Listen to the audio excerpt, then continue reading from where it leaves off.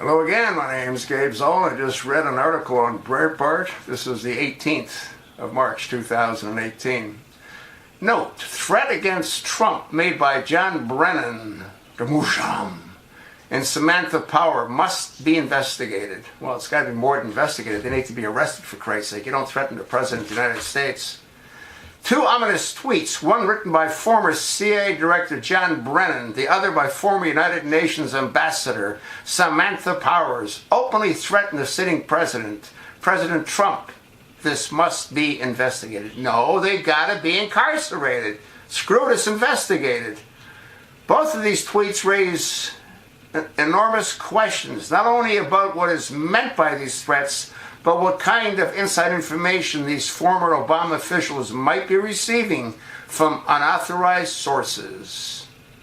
Friday night, after a long overdue firing of Andrew McCabe, the disgraced former acting FBI director, the president tweeted to the American people that McCabe's termination and possible loss of pension marks a great day for the hard-working men and women of the FBI, a great day for democracy. He had better lose his pension. He needs to go to prison. James Comey is disgraced former head of the FBI fired by Trump last year. Comey needs to lose his pension as well. Trump's criticism of Comey is not speculation. We now know that Comey leaked internal memos about his alleged conversation with Trump to the media through a surrogate, an act that many believe violated FBI rules, possibly even rules surrounding classified information. Moreover, Comey greasy fingerprints appear to be all over the discredited Russian dossier and the FISA warrants obtained using the dossier to spy on surrogates of the Trump campaign. For his part, though, in keeping with his reputation as a man with a high opinion of himself, Comey responded with a rather anodyne tweet that was equal parts self-love and salesmanship. His book comes out next month. Guy should be in prison, for Christ's sake.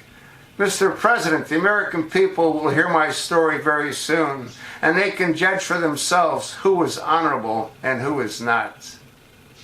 Brennan, however, appeared unhinged by Trump's tweet, but he wants the world to know that he knows something, and he knows something will be done about it. Quote, when the full extent of your venality, moral turpitude, and political corruption becomes known, you will take your rightful place as a disgraced demagogue in the dustbin of history, Brennan blasted to Trump on Twitter.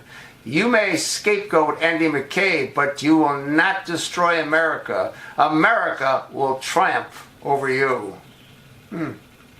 The question now is, what does Brennan know? And where did he get the information that allows him to constantly threaten the sitting president with disgrace and a place in the dustbin of history? Brennan's tweet took on an even more ominous tone after Power later tag-teamed it with this tweet, quote, not a good idea to piss off John Brennan, end of quote, she warned. John Brennan is a Muslim. He went to Mecca on a pilgrimage. With the link to Brenner's tweet threatening Trump.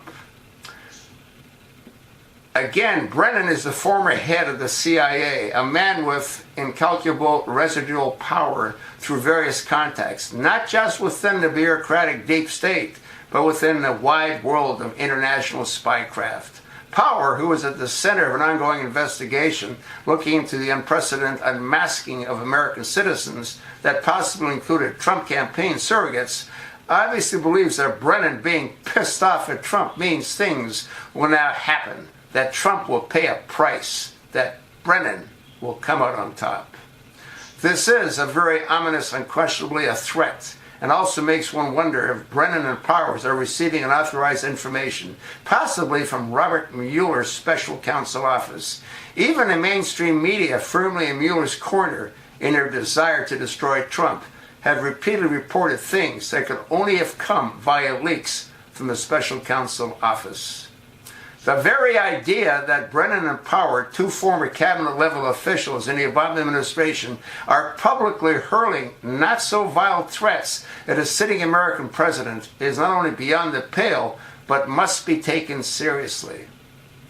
It is important to remember that this is not the first time Trump has been threatened with deep state reprisal. In January of last year, Senate Minority Leader Chuck Schumer, Democrat, seemed to gloat over the fact that the intelligence community has 6 ways from Sunday at getting back at you, meaning Trump. In February, Phil Mudd, a CNN counterterrorism analyst, publicly warned Trump that the FBI could seek revenge against Trump and win. This is the rhetoric of a state run by an unelected secret police force, not a representative democracy where the intelligence community is supposed to answer to the people through our elected representatives.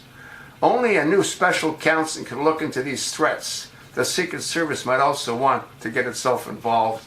They need to round these dirtbags up and arrest them. I mean, come on. Could you imagine what would happen if someone did what they're doing to him, to that half-baked, you know what, that half-baked, you know what? Absolutely insane. That's sort of what I think. I read you the entire article. Nuts! That's what it is.